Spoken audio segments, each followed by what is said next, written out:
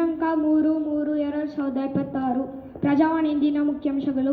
Iran-Israel ಯುದ್ಧದ ಭಾರತೀಯ ಮಾರುಕಟ್ಟೆಗೆ ಎಚ್ಚರಿಕೆ. ಇರಾನ್ ಜೊತೆ ಕ್ಷಿಪಣಿ ಮಾರಾಟ ಒಪ್ಪಂದ ನಡೆದಿಲ್ಲ. ಚೀನಾ ಕನ್ನಡಿಗರ ರಕ್ಷಣೆ ವಾಪಸಾತಿ ಪ್ರಧಾನಿ ಮೋದಿ, ಸಿಎಂ ಸಿದ್ದರಾಮಯ್ಯ ಪತ್ರ. ಕ್ರೀಡೆ ವಾರ್ತೆಗಳು.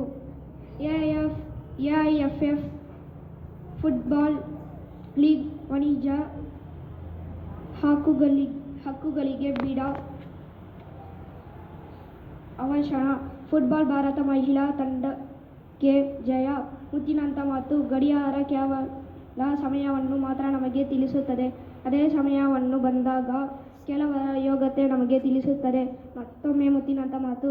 ಗಡಿಯಾರ ಕೇವಲ ಸಮಯವನ್ನು ಮಾತ್ರ ನಮಗೆ ತಿಳಿಸುತ್ತದೆ.